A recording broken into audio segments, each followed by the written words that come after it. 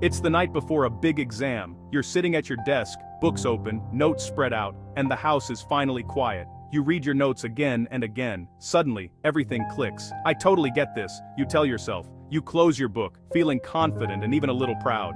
You fall asleep thinking, tomorrow will be a breeze. Then morning comes. You sit with your test, staring at the questions. Your mind feels empty, as if all your hard work just evaporated overnight. The facts you recited so easily last night are gone. You wonder, how can I forget everything so fast? The frustration is real, and it happens to almost everyone. This isn't just bad luck or a sign that you're not smart.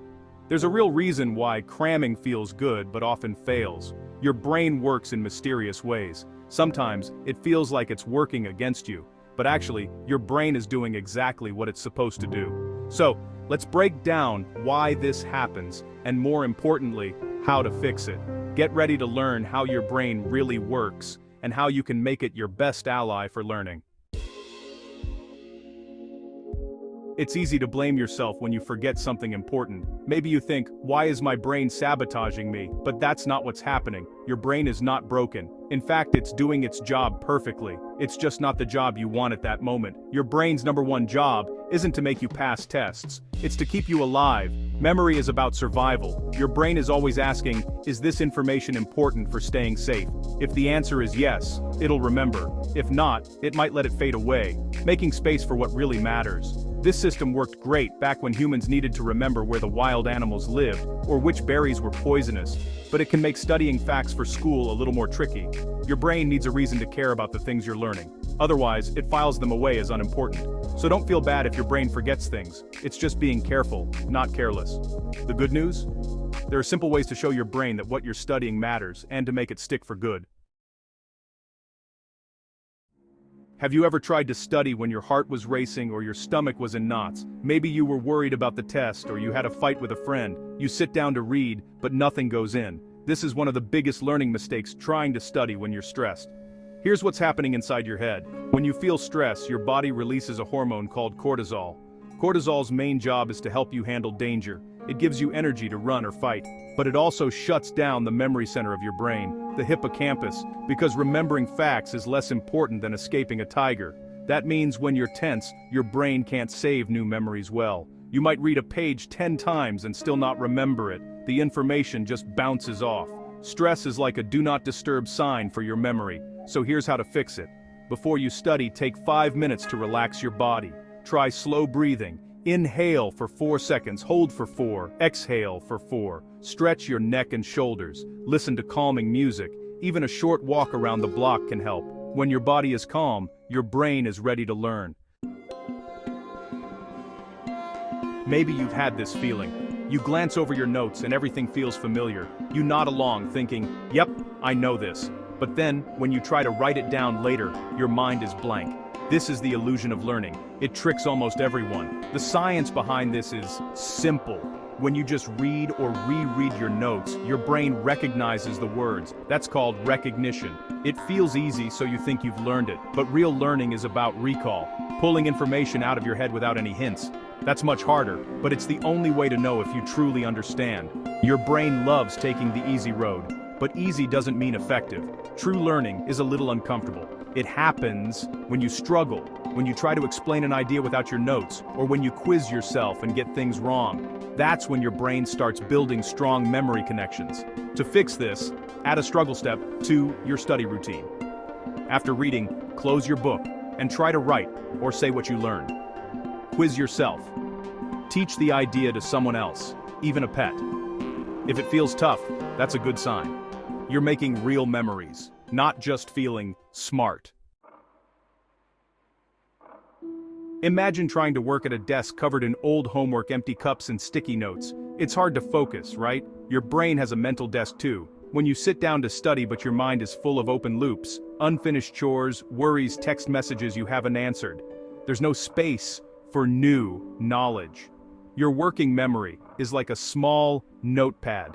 It can only hold a few things at once. If it's packed with random thoughts, there's no room left for what you're trying to learn.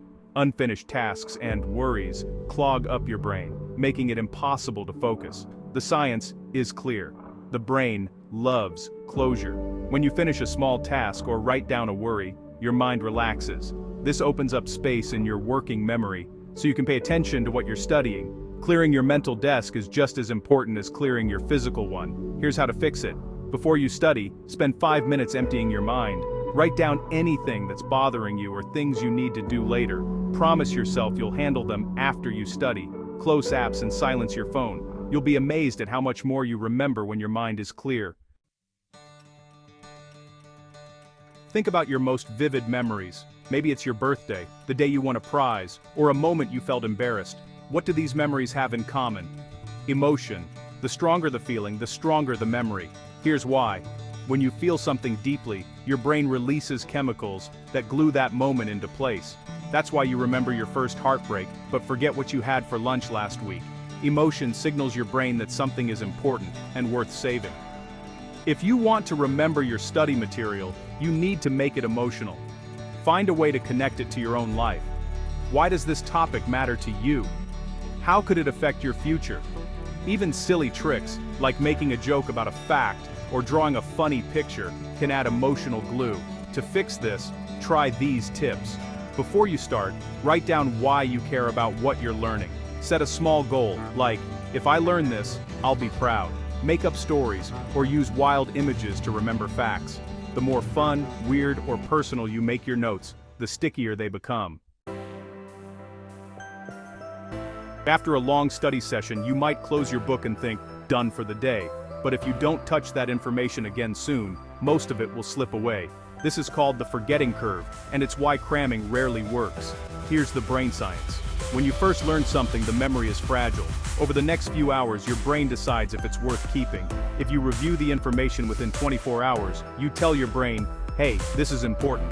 That refresh locks the memory in place, making it much harder to forget. Sleep makes this even more powerful.